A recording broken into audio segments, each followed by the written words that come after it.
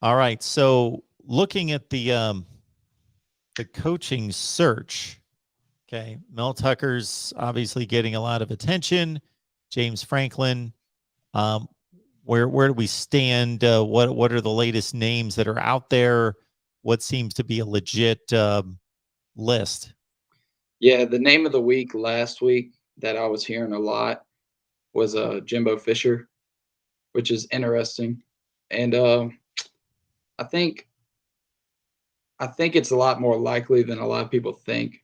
I don't necessarily think he's the right coach, but there are ties there. Obviously, Scott Woodward hired him at Texas A&M. He coached at LSU. He does talk about LSU a lot in press conferences, and recently he said he wasn't coming, but Nick Saban said the same thing again about Alabama. So it's really hard to tell at this point, though. So we're probably just gonna have to sit back and wait. But I also heard that there was some stuff going on with Lincoln Riley. I don't know how true that is, but that's just some of the rumors I've been hearing. Okay, Lincoln Riley to LSU. That's kind of a lateral move when it comes to program status, but certainly they could sweeten the pot in regards to. A lot a lot of people think it's not so lateral based on it's not really consistent success, but it's more of Oklahoma's last national championship was in 2000. LSU's won 3 since then and went to another, which they lost to Alabama.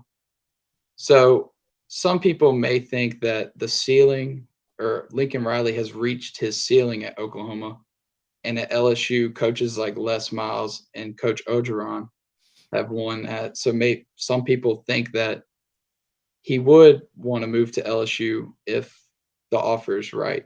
I'm not saying he's for sure locked in on the LSU job. It's just something to think about and stuff that I've heard from sources. Yeah, you can look at it that way. That yeah, 03, 07, and 2019 with LSU national championships, and another appearance, as you mentioned, in 2011.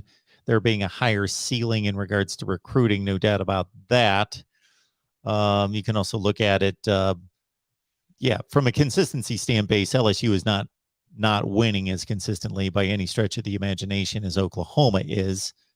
So when I said lateral move, I thought I was giving LSU a bit of a favor there. But yeah, Oklahoma is a consistent winner. LSU is not. But yeah, there have been those peaks with national championship runs in the last 20 years. All right. Yeah, I would think that that would all be about opportunity in terms of trying to seeing a situation in which he felt as though he could recruit at a level where he could win national championships, and maybe feeling like he can't quite do that now, although Oklahoma's bringing in top 5 to 10 classes in the nation.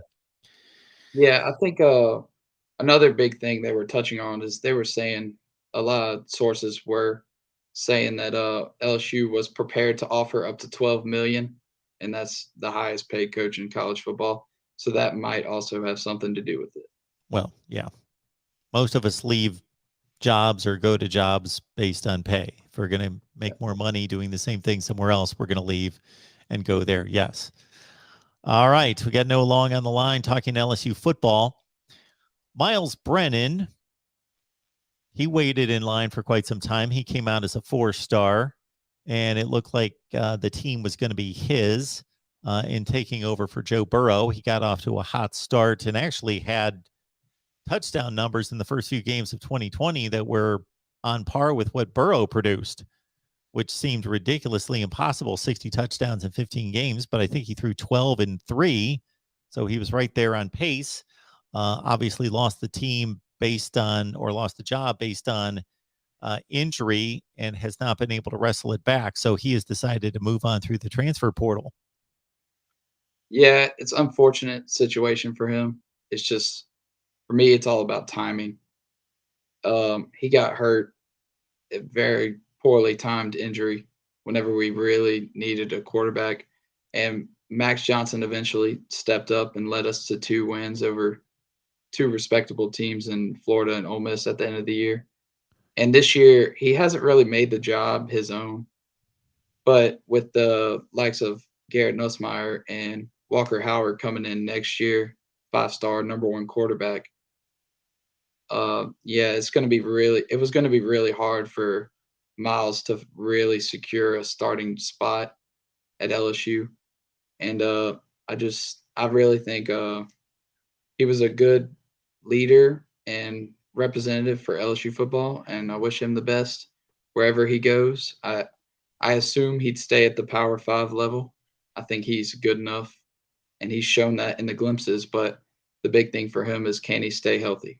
So, and yeah, just shout out to Miles. He's a great Tiger. Max Johnson, 22 touchdowns, 6 picks, 60% completion percentage this year. And again, coming off the game against Bama, that was a tough one for him. 16 of 32 for $160, and really didn't get the protection he needed, especially the final few drives, to make it happen and pull off the upset